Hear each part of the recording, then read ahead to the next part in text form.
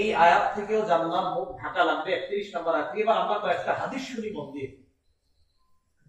সহিহ বুখারীর বর্ণনা 4213 নম্বর হাদিস। আশা করি হাদিসটা মন দিয়ে যদি শোনেন সহজে বুঝে আসবে চেহারা ঢাকতে হবে কিনা, কিন্তু শুনতে হবে পুরোটা। নবীজি বিয়ে করছে সফিয়া রাদিয়াল্লাহু তাআলা আনহাকে। হুয়াই ইবনে আখতাবের কন্যা, ইহুদিদের লিডার। কন্যার বাবা যেহেতু নেতা, তো সাহাবীরা মুরব্বী সাহাবীরা পরামর্শ দিয়েছে, হুজুর একজন নেতার মেয়ে তো, তিনি যদি কোনো নেতৃস্থানীয় ব্যক্তির অধীনে থাকে ভালো হয়। কি বলতে চাও? হুজুর আমরা বলতে চাই তাকে আপনি বিয়ে করেন। নেতৃস্থানীয় ব্যক্তি আপনি, হুজুর আপনি হচ্ছে নেতৃস্থানীয় পৃথিবীতে আপনি হতে পারে, আর সে একজন নেতার কন্যা, আপনি বিয়ে করলে তার মর্যাদা রক্ষা হবে। সফিয়া রাদিয়াল্লাহু তাআলা আনহাকে নবীজি বিয়ে করলেন। হযরত আনাস রাদিয়াল্লাহু তাআলা আনহুর বর্ণনা, তিনি বলেন আকামা রাসূলুল্লাহ সাল্লাল্লাহু আলাইহি সাল্লাম বাইনা খায়বার ওয়াল মদিনা সালাসা লায়াল। রাসূলুল্লাহ সাল্লাল্লাহু আলাইহি সাল্লাম খায়বার এবং মদিনার মাঝে 3 রাত অবস্থান করলেন। ইবনা আলাইহি বিসফিয়া, হযরত সফিয়ার সাথে বাসর রাত উদযাপনের জন্য। এখন বাসর রাত উদযাপনের পর ওলিমা, বর্তমানে তো ওলিমা হয় না, বর্তমানে বরযাত্রী হয়। কি হয়? বরযাত্রী। কথাটাই তো সুন্নাহের গলা। বরযাত্রী আবার কি হবে? কন্যা যাত্রী। যাত্রী হয় মানে বরযাত্রী মানে ছেলের সাথে মেয়ের বাড়িতে যাবে, বাপের বাড়িতে 300 জন খাইতে, মেয়ের বাপ আপনার ঋণ টিন কইরা 3টা গরু শোয়ায়। শরমের তো কথা যাবে কন্যা যাত্রী, ছেলের বাড়ি থেকে অলিমা খাবে। টোটাল উল্টা হয়ে গেছে। রেস্টুরেন্টে দেখার মাধ্যমে শুরু হয়, গায়ে হলুদের মাধ্যমে গুনাহটা বাড়ে, বিয়ের 3000 গুনাহের মাধ্যমে এই পবিত্রতা সম্পর্কটার সূচনা হয়। কিছুদিন পরে শুনে যায় স্বামী স্ত্রীর মধ্যে সম্পর্ক ভালো চলছে না। গজবের সূচনা তো আপনারাই করে দেন। বরযাত্রী না কন্যা যাত্রী?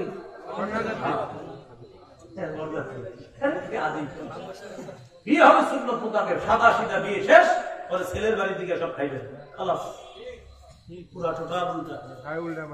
এখন রাসূল সাল্লাল্লাহু আলাইহি সাল্লামের ওলিমা আর নবীজির ওলিমা খাইতে সাহাবীরা খুব আগ্রহ করছে। নবীজির বরকতি ওলিমা, সফরের মধ্যে ওলিমার আয়োজন করলেন। সফরে তো ভালো খাবার কি আর আয়োজন করবে?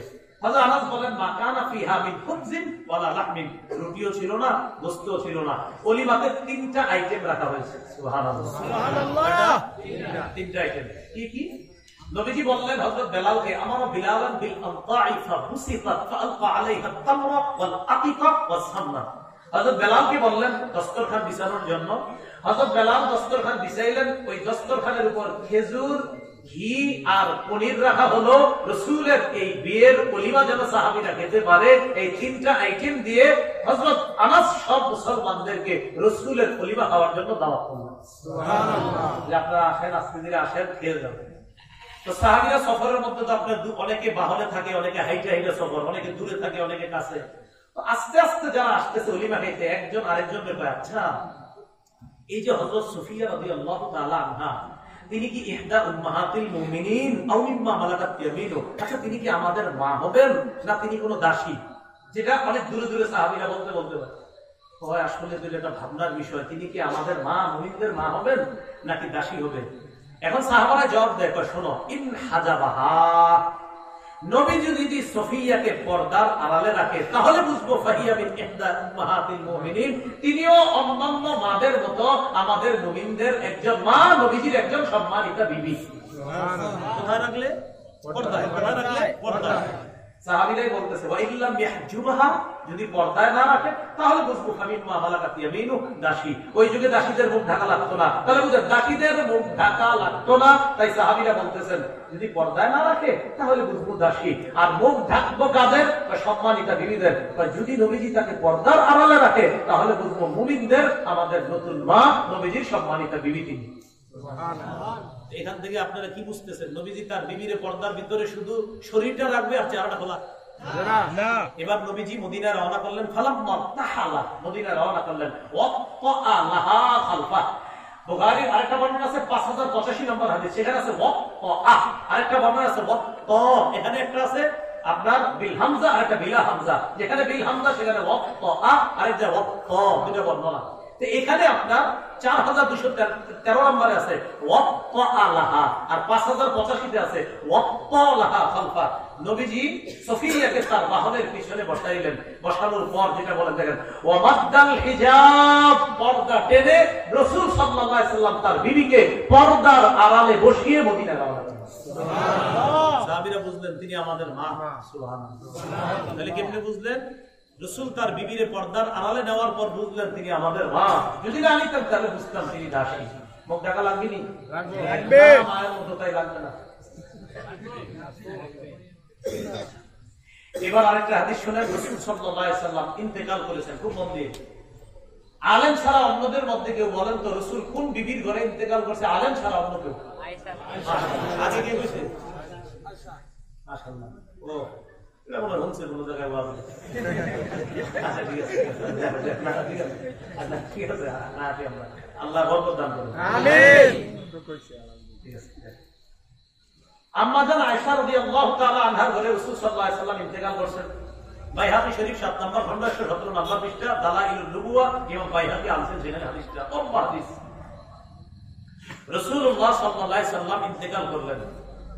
ইন্তেকাল করার পর নবীজি সাল্লাল্লাহু আলাইহি সাল্লামের দেহ মুবারকটা আম্মা জান আয়েশা সিদ্দিকার ঘরে তার খাটের উপরে তখন রাসূলের দেহ মুবারক একদম দিয়ে দেখেন। আম্মা জান আয়েশা সিদ্দিকা সম্পর্কে আবু বকর সিদ্দিকের কন্যা।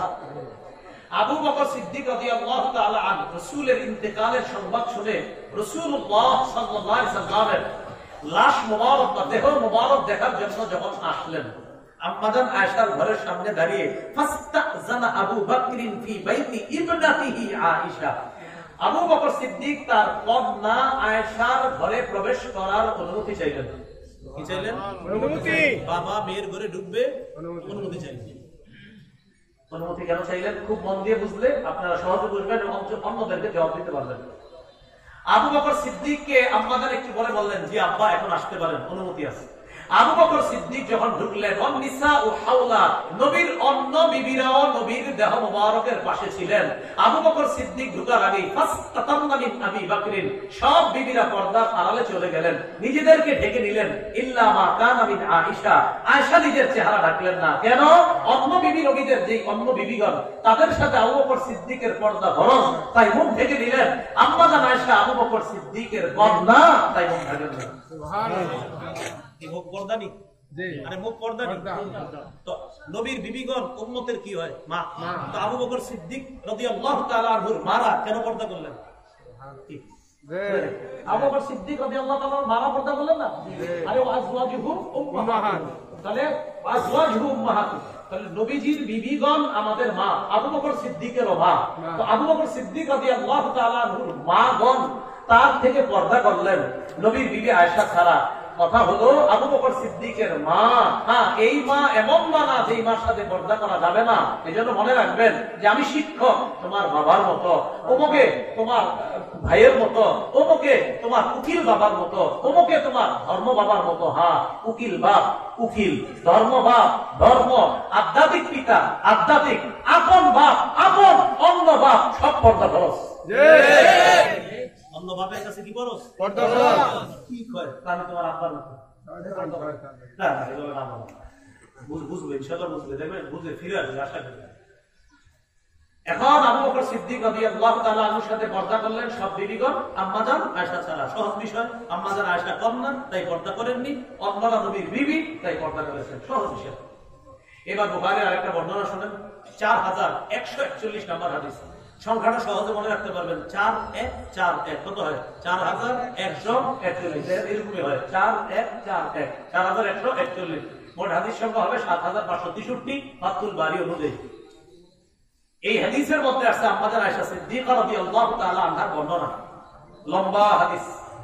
আম্মা জানের ব্যাপারে মুনাফিকরা একটা মিথ্যা অপবাদ দিছিল, বলেন নাউজুবিল্লাহ। নাউজুবিল্লাহ। যে ব্যাপারে আল্লাহ কোরআনে 10টা আয়াত নাযিল করেছেন।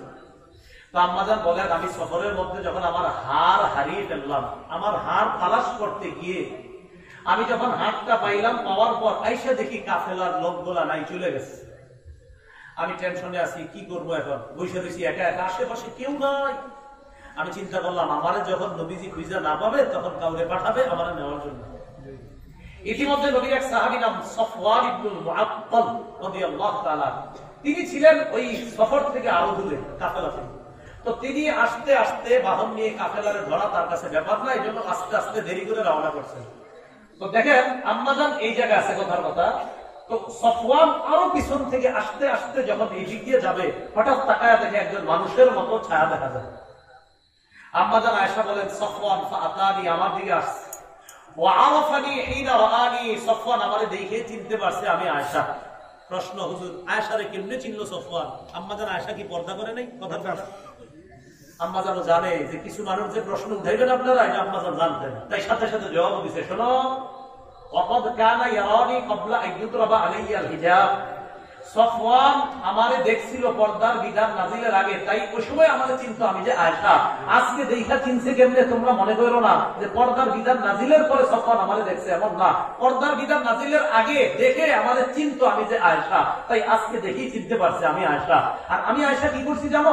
যেই মাত্র সফওয়ান পড়ছে ইন্না লিল্লাহি ওয়া ইন্না ইলাইহি রাজিউন, আমি জাগ্রত হয়ে যখন সফওয়ানকে দেখলাম, খুব দেখেন কি করে আম্মা জান, খাবমারতু, এটা সবাই শিখেন না, বলেন খাবমারতু ওয়াজহি বিল জিলবাব, বলেন খাবমারতু ওয়াজহি বিল জিলবাব, বলেন আমার সাথে, আমি আমার চেহারা চাদর দ্বারা, পর্দা দ্বারা, পর্দা দ্বারা সাথে সাথে ঢেকে ফেললাম।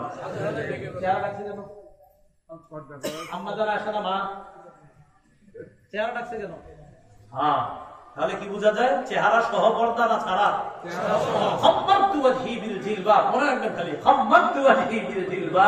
আমি সাথে সাথে আমার চেহারা পর্দা দ্বারা ঢেকে ফেললাম, কারণ চেহারাও পর্দা। আর চেহারা পর্দা না করলে তো পর্দাটা করবে কি, সেটা বলছি। এবার আরেকটা হাদিস শুনেন, মুসনাদ আহমদ 1784 নম্বর হাদিস। আব্বাস রাদিয়াল্লাহু তাআলা আনহু বর্ণনা, তিনি বলেন, দাখালতু আলা রাসূলিল্লাহি সাল্লাল্লাহু আলাইহি ওয়াসাল্লাম ওয়া ইনদাহু নিসাউহু ফাস্তাতারনা মিন্নি ইল্লা মাইমুনা। আব্বাস রাদিয়াল্লাহু তাআলা আনহু বলেন, আমি আল্লাহর রাসূলের কাছে গেলাম, আমার ভাতিজা মুহাম্মদ সাল্লাল্লাহু আলাইহি ওয়াসাল্লামের কাছে গেলাম। যাওয়ার পর তখন আমার ভাতিজার সামনে তার সব বিবিরা ছিল। যেই মাত্র আমি গেলাম, যাওয়ার পর ফাস্তাতারনা মিন্নি, সবাই আমার থেকে পর্দা করলো, ইল্লা মাইমুনা, তার বিবি মাইমুনা পর্দা করে নাই। কেন? মাইমুনা আমার দুধ সম্পর্ক হয়, এই জন্য আমার সাথে পর্দা করে নাই। সহজ বিষয়, আমার সাথে মাইমুনার পর্দা লাগে নাই, তাই করে নাই। অন্যদের পর্দা খরচ ছিল, সবাই পর্দা করছে। আচ্ছা, এবার আসেন আবু দাউদ শরীফের 2057 নম্বর হাদিস। আপনাদের আয়েশা সিদ্দিকা কি বলেন? মজার হাদিস, কি বলে? দাখালা আলাইয়া আফলাহ ইবনু আবিল কুআইস, আমার কাছে আফলাহ নামে এক ব্যক্তি আসছে। আমাদের আয়েশা বলেন, আমার ঘরে অপরিচিত একজন মানুষ ঢোকার সাথে সাথে ফাস্তাতারতু মিনহু, আমি সাথে সাথে পর্দার আড়ালে চলে গেলাম, নিজের পর্দার ভিতর নিলাম। পর্দার উপাস থেকে ওই আফলাহ বলে, আতাস্তাতিরিনা মিন্নি ওয়া আনা আম্মুক, আয়েশা তুমি আমার থেকে পর্দা করছো কেন? আমি তো তোমার চাচা, আমি তোমার চাচা, তুমি আমার সাথে পর্দা করো কেন? আম্মা জান আয়েশা ভিতর থেকে বললেন, মিন আইনা, আপনি আবার কেমনে চাচা হলাম? আমি তো কোনোদিন দেখিনি আপনার। আফলাহ জবাব দিলেন, আরদাআতকি ইমরাআতু আখি, আমার ভাইয়ের বিবি তোমাকে দুধ পান করিয়েছে, সেই হিসাবে আমার ভাবি তোমার দুধ মা, আমার ভাই তোমার দুধ বাবা, আমি তোমার দুধ চাচা। আল্লাহ জানে, বুঝছেন? আমার ভাইয়ের বউ তোমারে দুধ পান করেছে, সেই হিসাবে আমার ভাইয়ের বিবি তোমার দুধ মা, ভাই দুধ বাবা, আমি দুধ চাচা। আম্মা জান আয়েশা একটা জবাব দিয়েছে, তিনি তো ভালো মাসালাটা জানতেন না, এই জন্য জবাব দিয়েছে কি, আমার দুধ খাওয়াইছে মহিলা, পুরুষ তো না। আমাদের এটা বলবো। ইতিমধ্যে রাসূল সাল্লাল্লাহু আলাইহি ওয়াসাল্লাম ঘরে আসছে। আসার পরে ফাহাদাসতুহু, আমি নবীজির পুরো বিষয়টা বললাম, হুজুর এক লোক আয়েশা কয় নাকি আমার চাচা, আমি পর্দা করব না সাথে? তখন নবীজি বলে, আয়েশা ইন্নাহু আম্মুকি, হ্যাঁ আসলে তোমার চাচা। সে তোমার দুধ চাচা হয়, এটা কোনো সমস্যা না আয়েশা, আসলে সে তোমার চাচা। তো আম্মা জান বলছেন, ও আচ্ছা, মা ইয়াহরুমু মিনান নাসাব ইয়াহরুমু মিনার রিদা মা ইয়াহরুমু মিনান নাসাব, আপনার বংশীয় কারণে যাদের সাথে আপনার পর্দা করা লাগে না, দুধের সম্পর্কের কারণেও তাদের সাথে পর্দা করা লাগে না। তো নবীজি বললেন, হ্যাঁ আয়েশা, সে তোমার চাচা। এই হাদিস বলা পুরোটা উদ্দেশ্য না, আমার উদ্দেশ্য শুধু ওটা, অপরিচিত লোকটা দেখা আম্মা জান পর্দার আড়ালে কেন গেলেন? মুখটা বাইরে রাখছে না, পর্দা কি মুখ সাহা না মুখ সহ? আল্লাহ জানে, বুঝছে কিনা? আলেম ছাড়া আপনারা বুঝছেন নি? আল্লাহ বুঝার তৌফিক দান। এবার মুসনাদে আহমদের একটা হাদিস শুনি আমরা, 5 নম্বর খন্ড 424 নম্বর পৃষ্ঠা। রাসূলুল্লাহ সাল্লাল্লাহু আলাইহি সাল্লাম বলেন, তোমরা যখন কোন নারীকে বিয়ের প্রস্তাব দাও, ওই যে এই কথাটা, ইযা খাতাবা আহাদুকুম ইমরাআতান ফালা জুনাহা আলাইহি আইয়ানজুরা ইলাইহা, তোমাদের কেউ যখন কোন মেয়েকে বিয়ের প্রস্তাব দেয়, ওই ছেলের জন্য এই মেয়েটাকে দেখা কোনো গুনাহ না। আবার বলছি, তোমাদের কেউ যখন কোন মেয়েকে বিয়ের প্রস্তাব দেয়, তখন এই মেয়েটাকে দেখা ছেলেটার জন্য গুনাহ না। আবার বলছি, বিয়ের প্রস্তাব দিয়ে দেখা গুনাহ না, তাহলে বিয়ের প্রস্তাব ছাড়া দেখা গুনাহ। প্রস্তাব দিছো বলেই তো মেয়ের বাবা ফোন দিবে যে আপনারা আসতে পারেন, যে দেখতে পারেন। তো রাসূল বলেন, প্রস্তাব দিতে মেয়েটাকে শুধু দেখতে পারবা সময়ের জন্য, ক্ষণিকের জন্য, তাকে দেখা তোমার জন্য বৈধ করা হয়েছে। এর মানে প্রস্তাব দিয়েছো বলে, তার বাবা ফোন দিয়েছে বলে তুমি তাকে দেখতে গিয়েছো, তাই তোমার দেখা সেদিন গুনাহ হবে না, সেটা বৈধ। তো বলেন, প্রস্তাব ছাড়া এমনি এখানে সেখানে চিপায় চুপায় দেখা আল্লাহ হারাম ভাবে নিয়ে না, মানে রাস্তায় গলিতে গলিতে গলিতে এটা বুঝাইছে। নাউজুবিল্লাহ। আচ্ছা ঠিক আছে, চিপা চুপা শব্দটা সুন্দর হয় না, ঠিক আছে, গলিতে গলিতে না, ঠিক আছে। এখন আরেকটা হাদিস শুনে আমরা, সহিহ বুখারীর বর্ণনা 4328 নম্বর হাদিস। এই হাদিসটাও মন দিয়ে শুনবেন। হাদিসের সামান্য অংশে আমাদের মূল দলিল আনবে, কিন্তু হাদিসটা বড় চমৎকার, মন দিয়ে শুনবেন। আমার নবীর সব কথাই চমৎকার। এই হাদিসের মধ্যে আসছে আবু মুসা রাদিয়াল্লাহু তাআলা আনহুর বর্ণনা। তিনি বলেন, কুনতু ইনদা নবী সাল্লাল্লাহু আলাইহি সাল্লাম বিল জিআরানা, একটা স্থান আছে, জায়গার নাম জিআরানা। এই জায়গায় ছিলাম নবীর সাথে। ওয়া মাহু বেলাল, নবীর সাথে হযরত বেলালও ছিলেন। তো রাসূলুল্লাহ সাল্লাল্লাহু আলাইহি সাল্লামের কাছে এক গ্রাম্য ব্যক্তি আসছে। আতান নবী সাল্লাল্লাহু আলাইহি সাল্লাম আরাবিয়্যুন, এক গ্রাম্য ব্যক্তি আসছে। আসার পর নবীজি সাল্লাল্লাহু আলাইহি ওয়াসাল্লামকে বললেন, আলা তুনজিজুলি মা ওয়া'আতানি, হুজুর আপনি আমারে যে ওয়াদা করেছেন সেটা কি পুরো করবেন না? নবীজি বললেন, আবশির, সুসংবাদ গ্রহণ করো। তো গ্রাম্য ব্যক্তি কয়, কত আকসারতা আলাইয়া মিন আবশির, আপনি খালি সুসংবাদ গ্রহণ করো খুব বেশি বলছেন, সুসংবাদটা কি এটা তো বললাম। খালি কয় সুসংবাদ গ্রহণ করো, কিন্তু সুসংবাদটা কি এটা তো বলেন না। রাসূল সাল্লাল্লাহু আলাইহি ওয়াসাল্লাম একটু রাগ হয়ে গেছেন তার এই কথা শুনে। ফাআকবালা আলা আবি মুসা ওয়া বিলালিন কাহাইআতিল গাদবান, নবী একটু রাগান্বিত হয়ে হযরত আবু মুসা আর বেলালের দিকে মুখ করে বললেন, এই শোনো বেলাল আর আবু মুসা, রদ্দাল বুশরা, ওরে সুসংবাদ দিয়েছিলাম, ও প্রত্যাখ্যান করছে। ফাআকবালা, তোমরা দুইজন গ্রহণ করো। বলে দিছি, বলে নেই, তোমরা দুইজন নাও। সাহাবী দুইজন খুশিতে কয়, কি দিবেন সেটা জানা দরকার নাই, কবিল না, গ্রহণ করে দিলেন। সুবহানাল্লাহ। ফাতাআ বিকাদাহিন, একটা পানির পাত্র আনলেন। আনার পর ফাগাসালা ইয়াদাইহি ওয়া ওয়াজহা, নবী সাল্লাল্লাহু আলাইহি সাল্লাম হাত মুবারক, চেহারা মুবারক ধৌত করলেন। ওয়া মাজ্জা, কুলি করলেন। কুলি করার পর আবু মুসা আর বেলালকে বললেন, ইশরাবা, আমি যে পানি থেকে কুলি করলাম, পানি দিয়ে হাত ধুইলাম, মুখ ধুইলাম, অতিরিক্ত পানি আছে না বেলাল আর আবু মুসা? জি হুজুর আছে। ইশরাবা, তোমরা দুজনেই পানি পান করো। সুবহানাল্লাহ। আমরা পর্দার বিধানের কথা বলতেছি না, ওই পর্দার কথা। মন দিয়ে না শুনলে কিন্তু বুঝবেন না, মন দিয়ে শুনলেন। আবু মুসা বেলালকে বললেন, পানি খাও। ফাআফরিগা আলা বুজুহিকুমা ওয়া নুহুরিকুমা, এরপর চেহারা আর বুকের মধ্যে পানি ছিটিয়ে দিবেন। সুবহানাল্লাহ। স্বপ্নেও যদি এরকম নবীজি ছিটিয়ে দিত আমারে আপনারে হয়ে যেত। সুবহানাল্লাহ। এখন দেখেন আবু মুসা আর বেলাল তাই করলেন যা নবী বললেন। ফানাদাতু মুসাল্লা মিন ওয়ারাইস সিত, পর্দার আড়াল থেকে হঠাৎ উম্মে সালমা রাদিয়াল্লাহু তাআলা আনহা ডাক দিয়েছে। কোথা থেকে? কোথা থেকে? ডাক দিয়ে কয়, বেলাল, আবু মুসা, আফজিলা লিউম্মিকুমা, নবীর বরকতটা তোমরা দুইজনই শুধু খায়ো না, তোমাদের এই মায়ের জন্য রাইখা দিও। সুবহানাল্লাহ। এটা বলা আমার পুরোটা উদ্দেশ্য না। আমার উদ্দেশ্য হলো সন্তানের মতো দুই সাহাবীকে নবীর বিবি মায়ের মতো আম্মাজান উম্মে সালমা ডাক দিছে পর্দার বাহির থেকে না আড়াল থেকে? চেহারা পর্দা করা লাগবে নি? লাগবে। আর কেমনে বুঝাবো?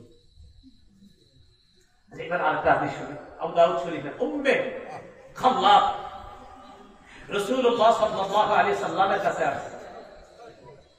আসার পর নবীজিকে তার সন্তানের ব্যাপারে বলতেছে, হুজুর আমার সন্তান নিহত হয়েছে, তার ব্যাপারে জানতে আসছি। ওয়াহিয়া মুনতাকিবা, তার মুখের মধ্যে নেকাব লাগানো।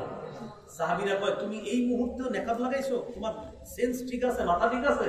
তাসআলিনা আন ইবনিকি ওয়া আনতি মুনতাকিবা, তুমি সন্তানের ব্যাপারে জিজ্ঞাসা করছো, তোমার সন্তান নিহত হয়েছে আর তোমার মুখে নেকাব, এখনো ঠিক আছো তুমি?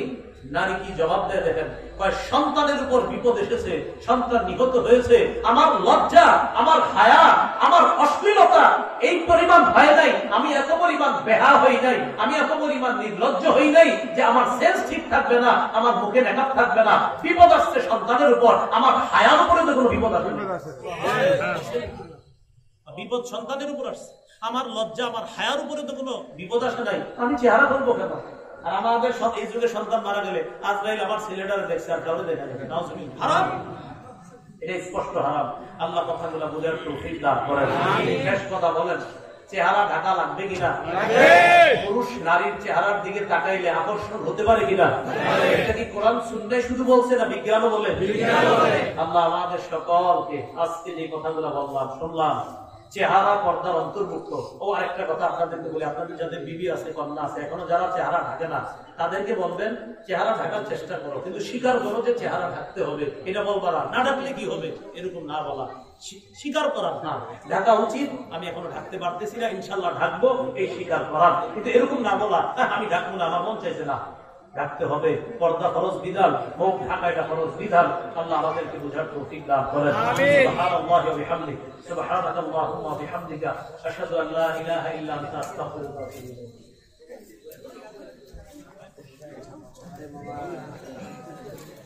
الحمد لله رب العالمين والعاقبة للمتقين والصلاة والسلام على سيد الأنبياء والمرسلين وعلى آله وصحبه أجمعين. ربنا ظلمنا أنفسنا وإن لم تغفر لنا وترحمنا لنكونن من الخاسرين. رب ارحمهما كما ربياني صغيرا رب ارحمهما كما ربياني صغيرا. আল্লাহ আমাদেরকে মাফ করে দেন, আমিন। আল্লাহ ইসলামের প্রতিটা ফরজ বিধান বোঝার তৌফিক দান করেন, আমিন। আল্লাহ শরীয়ী বিধানগুলো বোঝার তৌফিক দান করেন, আমিন। আল্লাহ অন্তত যেন মা-বোনরা ইসলামের বিধানগুলো স্বীকার করে নেয়, তৌফিক দান করেন, আমিন। আল্লাহ যারা এখনো পালন করতে পারছে না তাদেরকে পালন করার তৌফিক দান করেন। আল্লাহ আমার মাদেরকে, আমার বোনদেরকে, আল্লাহ তাদেরকে এই পর্দার বিষয়টা স্বীকার যেন অন্তত করে নেয়, তৌফিক দান করেন। আস্তে আস্তে যেন তারা চেহারাটা আজকে থেকে ঢেকে নিতে পারে, তৌফিক দান করেন। প্রয়োজনে তারা যখন ঘরের বাহিরে যায় মাওলা, চেহারা যে পর্দার অন্তর্ভুক্ত মাওলা, এই বিষয়টা বোঝার তৌফিক দান করেন। আল্লাহ যেভাবে বুঝাইলে মা বোনরা বুঝতো, স্বামীরা বুঝতো, বাবারা বুঝতো, আমি ওইভাবে বুঝাইতে পারি না, আমি অনেক চেষ্টা করছি আল্লাহ, বাকি আমি যতটুকু চেষ্টা করছি মাওলা আপনি পরিপূর্ণতা দিয়ে দিলেই হয়ে যায়। আল্লাহ মেহেরবানি করে সকলকে আপনি পরিপূর্ণ বুঝার তৌফিক দান করেন। আল্লাহ একটা কথাও হিংসা থেকে বলি নাই আল্লাহ, একটা কথাও খারাপ কেউতে বলি নাই মাওলা। আল্লাহ সবাই যেন জাহান্নাম থেকে বেঁচে জান্নাতি হয়ে যায় মাওলা, এই নিয়তেই কোরআন সুন্নাহর কথাগুলো বলেছি মাওলা। আমি যদি কোনো অ্যাটাকিং কথা বলে থাকি আল্লাহ আমি ক্ষমা চেয়ে নিচ্ছি মাওলা, কাউকে কষ্ট দেওয়া একটা কথা নিয়ত ছিল না আল্লাহ, মেহেরবানি করে সবগুলা কথা যেন আমরা গ্রহণ করতে পারি, তৌফিক দান করেন। আল্লাহ আমাদেরকে আপনি কবুল করেন, আল্লাহ আমাদেরকে আপনি কবুল করেন, তাফসীরুল কোরআন এই মাদ্রাসাকে আপনি কবুল করেন। আল্লাহ প্রত্যেকটা ছাত্র তারা যেন তাফসীরের সাথে কোরআনকে খুব সুন্দরভাবে পড়তে পারে, তৌফিক দান করেন। এই ছাত্রগুলোকে আল্লাহ আপনি যখন জান্নাতে বলবেন অরতিল কামা কুনতা তুরাতিল, মাবুদ তাদের প্রত্যেককে আপনি মুরাত্তিল বানায় দেন মাওলা। আল্লাহ আমাদের দোয়া আপনি কবুল করেন, আল্লাহ আমাদের দোয়া আপনি কবুল করেন। আল্লাহ আপনার কাছে একটা বিশেষ আবদার, এই যে আমরা আজকে আমি যাদের সামনে বসলাম, যারা আমার সামনে বসছে, কত আলেম আছে, কত সাদা দাড়িওয়ালা, কালো দাড়িওয়ালা, যুবক ছোট বড় আছে মাওলা।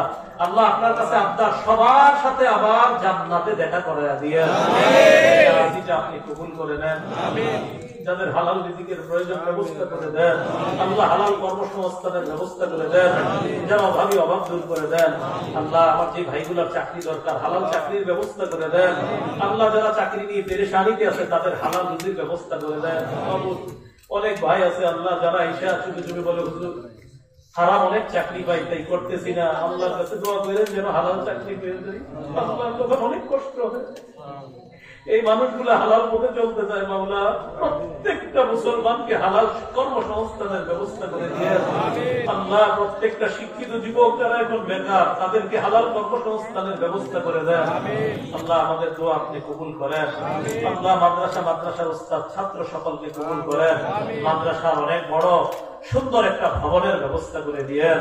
রব্বানা তাকাব্বাল মিন্না ইন্নাকা আনতাস সামিউল আলিম ওয়া তুব আলাইনা ইন্নাকা আনতাত তাওয়াবুর রহিম। আজকে যারা দান করেছে আল্লাহ, তাদের দান, অর্থ, শ্রম, পরামর্শ, মেহনতকে আপনি কবুল করেন।